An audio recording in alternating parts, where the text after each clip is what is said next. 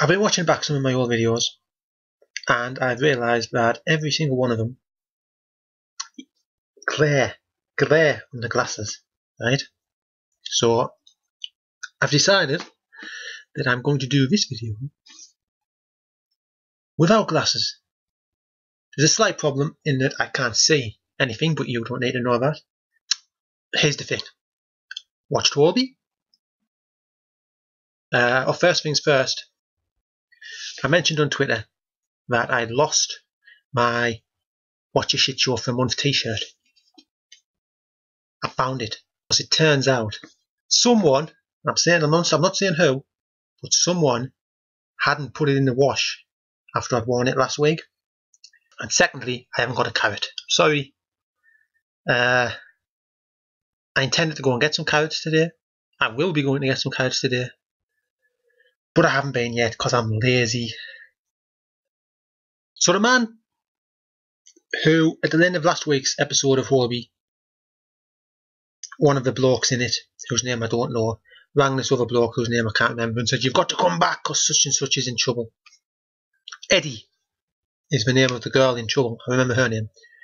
And so, in this week's episode, he's come back, claiming, "Oh, I haven't come back because of that. No, I've just come back to collect some research papers I left behind when I left. But I'll stick around if you want me to and pitch in." And in the process, he realises that the girl who's in trouble, who is shagging Druggy Doctor, if you remember last week, Druggy Doctor stole some drugs because he's a druggie, and she's shagging him. And this other bloke who's just come back is apparently her ex, and he's coming and he says, "I want to stick around and keep an eye on things because Druggy Doctor is blatantly a sociopath." Now, I said that last week. I don't know. I pretty much said last week, didn't I, that he was wrong. Say, I know these things. Man who came back used to be Maria's dad in Sarah Jane Adventures. I spent the whole episode trying to figure out who that was, and half an hour after it finished, it came to me in a fit of inspiration. I miss the Jacksons. Really do. It was never the same after they left. Bossy Boss Doctor and really annoying other doctor woman are arguing again. Never go to this hospital, seriously, for an operation, because they just spend the whole time arguing with each other about petty, stupid stuff, and that's what. But apparently they're operating this week on a bloke who he's a thief, and he was stealing some stuff from an old factory, and there was some radiation, and now he's radioactive. And they have to operate, and they have a big clock on the wall counting down how long they can safely be in the room to operate on him before they get cancer and die on the spot in a puddle of goo.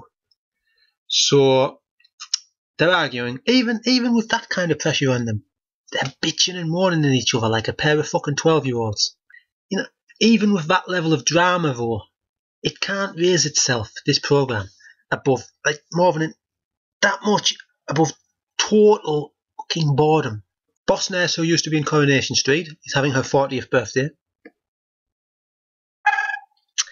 I got a message from TweetDeck. And of course I can't read what it says because I'm blind. Okay. Coronation Street nurse is having her 40th birthday, and she's a bit sensitive about it, and horribly cliched ditzy blonde nurse is saying something about it throughout the episode. I can't really tell. I meant to borrow my mate's dog. He said who talks fluent English, obviously. I meant to borrow him and have him sit and watch the episode so he could translate the sort of high-pitched, squeaky noises that this woman makes. Not much to say. Lots of kissing going on between Eddie and Madrugi and Bossy Boss and this other bloke. I have no idea. This other bloke, I think he's Scottish. I don't know, but I have no idea. After 3 weeks, I have no idea whether he's a doctor, whether he's a nurse, whether he's just an orderly, whether he's just some bloke who likes to hang around at the hospital. You know, I have no idea what he does. Still no sign of Call Me Michael. I thought from the way he was going on in the first episode I watched, I thought he was like the main bloke. But he wasn't in last week's, he wasn't in this week's. No sign of him. I miss him. Not Pratt wasn't in it from last week. Don't know why. Not Pratt and his little entourage of trainee doctors. No sign of any of them. How many characters does this show have? Because they keep bringing in new... It's like, you never get the same bunch of people twice. Maybe if they sacked a few of them, they could afford in the budget to hire some decent writers. Just a thought there, BBC. There was a miscarriage in this week's episode, which no one saw coming at all. You know, I certainly didn't put the clues together that the woman who had just recently declared that she was pregnant and had been hanging around with the irradiated man and who suddenly said that she was feeling ill, it never occurred to me at all, to be honest with you, that she was going to have a miscarriage. But here's the thing, this is what annoyed me about the miscarriage thing, right, was that pregnant lady said to bossy doctor,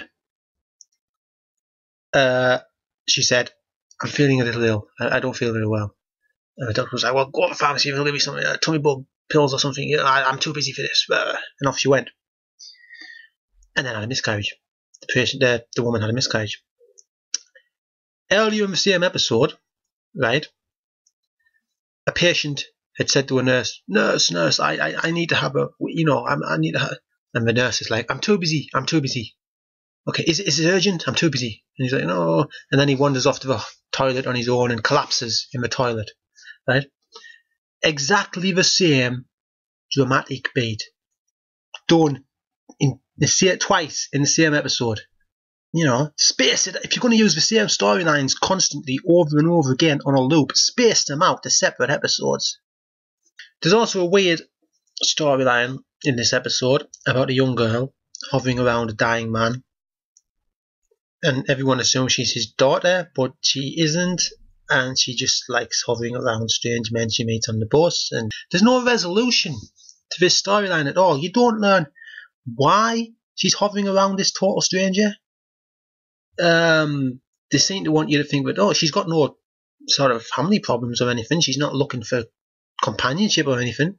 She has a line where she says, oh, you think I'm weird, don't you? Everybody does. And that's it. Well, you know, there's nothing to it at all, other than to fill airtime. I'm not quite so vehemently opposed to the show this week as I was last week, because basically I think I've developed an immunity to its crapness, and it just sort of washes over me in a sort of, I just sit there in a kind of trance and it washes over me. Bland, I suppose, is the word. Sort of inoffensive, bland wallpaper. Do you know what I mean? It's like just moving pictures on the screen. They don't make any particular kind of sense. They're just there in the background to sort of, it's just like, it's hard to get worked up about it. How much money are the BBC spending on this stuff? I'm not going to go into a rant about the licence fee here, because that's a whole other thing. I'm not saying they shouldn't make it. It obviously has its fans. It just seems like it's an awful lot of time and effort and money to go into something that just isn't very good. BBC can make good television. They tend not to, but they can do it when they try. So what I'm saying is, just make a bit of effort. Seriously, I'm not even saying cancel Holby and replace it with something better. I'm saying make Holby better. I'm looking at me again instead of a camera. It wouldn't take too many tweaks. Seriously. I'm not even joking. I'm not even making not very funny jokes anymore. I'm just genuinely upset at crap television. At the state of crap television. It's just, I've gone off on one. Can you tell? I'm finished. Holby. Wasn't great, wasn't terrible. Just kind of there. That's the end. Now then, can you tell? Because I can't tell from looking, because I can't see. All I can see when I look at my face, right, is just a pink blob. Can you tell when I've took my glasses off? Is there like... Because someone said to me the other day, I took my glasses off to wipe them, and someone said I had huge white patches around my eyes. Yeah? use white patches, obviously where the sun has sort of tanned around the glasses. Short of headbutting a mirror, I wouldn't be able to tell. There you go. Leave a comment. Do I have white patches around my eyes? Okay, I'm going to leave it at that, and I'm going to go and buy some carrots, possibly a chocolate cake, and I'm going to watch Doctor Who. So, bye. Sociopath. Yeah.